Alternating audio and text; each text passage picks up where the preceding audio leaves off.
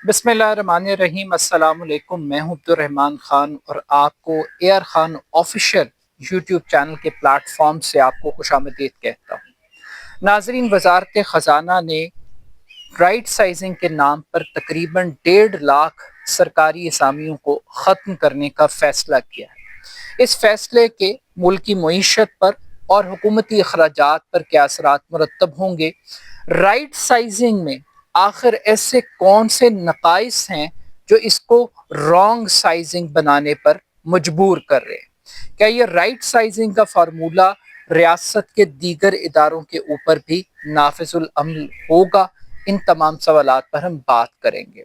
वजारत ख़जाना ने अखराजात में कमी की खातिर उन तमाम इदारों की छांटी की है जो अंडर कैपेसिटी चल रहे हैं, जिन पर पैसे तो खर्च हो रहे हैं मगर ना उनकी ज़रूरत है और ना वो परफॉर्म कर पा रहे। तो इस वजह से हुकूमत ने फैसला किया है कि तकरीबन 60% सरकारी असामियाँ जो कि वफाकी वजारतों के अंडर हैं, जिनकी तादाद तकरीबन 1.5 लाख बनती है, इन तमाम असामियों को ख़त्म कर दिया जाएगा।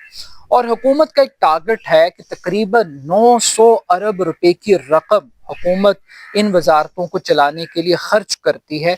इन अखराजात को कंट्रोल किया जाएगा। बज़ाहिर बड़ी अच्छी बात है, अकाउंटेबिलिटी होनी चाहिए, परफॉर्मेंस एवेलुएशन होनी चाहिए और परफॉर्मेंस के मुताबिक और ज़रूरत के मुताबिक रियासत को अपना स्ट्रक्चर तरतीब देना चाहिए। मगर टाइमिंग बड़ी इंपॉर्टेंट है कि एक तरफ अखराजात को कंट्रोल करने के लिए हुकूमत 1.5 लाख छोटी असामियाँ यानी कि ग्रेड 1 से लेके 16 तक की असामियों को तो ख़त्म कर रही है, मगर दूसरी जानिब तर्ज हुक्मरानी ये है कि हुकूमत पंजाब की मैं मिसाल देता हूँ कि पंजाब असम्बली के अंदर एक MP की तनख्वाह इस वक्त 76,000 रुपये से बढ़ाकर उसकी तनख्वाह को 1.5 लाख रुपए 4 लाख रुपए पर लेके 76,000 से जम करके 4 लाख रुपए पर, और एक सूबाई वजीर की तनख्वाह 1.5 लाख से 9 लाख रुपए तक हुकूमत ने कर दी है। एक ऐसा मुल्क जो मकरूज है, एक ऐसा मुल्क जिसकी मईशत जवाल पजीर है, उसमें आप आम जॉब अपॉर्चुनिटीज को तो ख़त्म कर रहे हैं कि मईशत ये अफोर्ड नहीं कर सकती, मगर दूसरी जानिब हुकूमती वज़रा की MPs की तनख्वाहों में 500% से ज़ायद का इजाफा हो रहा है। अब एक तरफ ये इजाफा हो रहा है और दूसरी जानिब ये सवाल भी उठ रहा है कि आखिर ये जो राइट साइजिंग है, क्या ये सिर्फ सरकारी मुलाजमीन की हद तक होगी या जो वजारतें हैं, जो कैबिनेट है, जो गवर्नमेंट का साइज है, जो काबीना जहाजी साइज की रखी हुई है, उसकी भी कोई डाउन साइजिंग होगी, उसकी भी कोई वैल्यूएशन होगी? कोई एक मिनिस्ट्री पाकिस्तान में ऐसी नहीं है जिसकी परफॉर्मेंस को आप आइडियल कह सकें।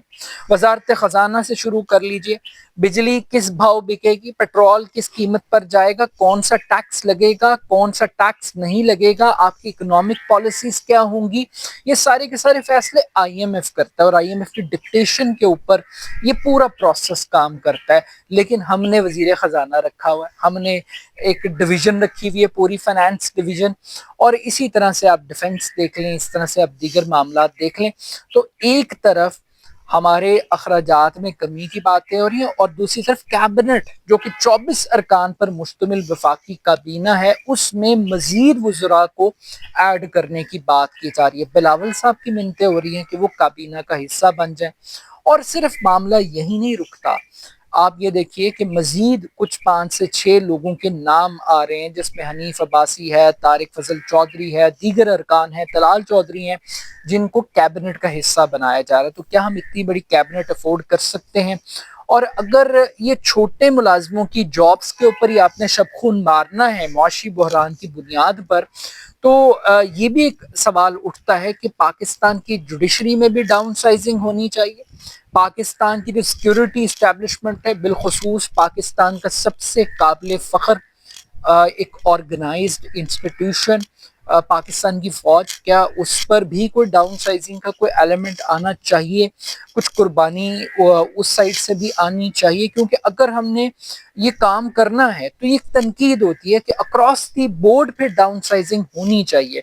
और यही सिर्फ मामला नहीं है, यहाँ पर एक सवाल ये भी उठता है कि आखिर ہمیں ڈاؤن سائزنگ کی یا رائٹ سائزنگ کی ضرورت کیوں پیش آئی ہے؟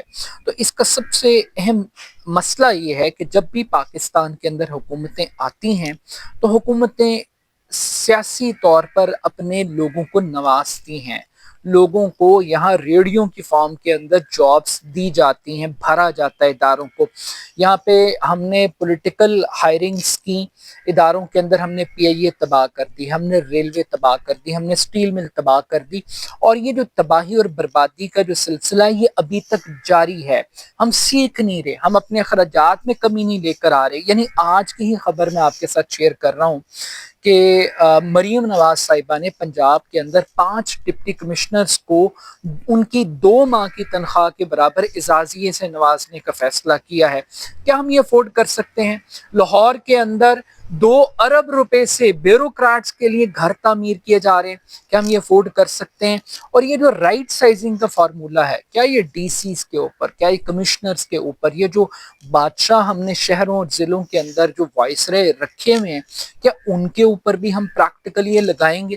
اور پھر اس سے بڑھ کر یہ جو رائٹ سائزنگ ہے یہ تو ایک ایلیمنٹ ہے، یہاں پہ نجکاری ہونی تھی اداروں کی، ہم پی آئی اے نہیں بیچ سکتے، ہم اسٹیل مل نہیں بیچ سکتے، ہم ریلوے نہیں بیچ سکتے، اور اس سے بڑھ کر جو بیوروکریسی ہے پاکستان کی، جن کے بارے میں ابھی سینٹ کی قائمہ کمیٹی برائے داخلہ اس میں ایک رپورٹ آئی جس میں بتایا گیا کہ 22,000 بیوروکریٹس ایسے ہیں جو ڈیول نیشنل ہیں، جن کی دوہری شہریت ہے۔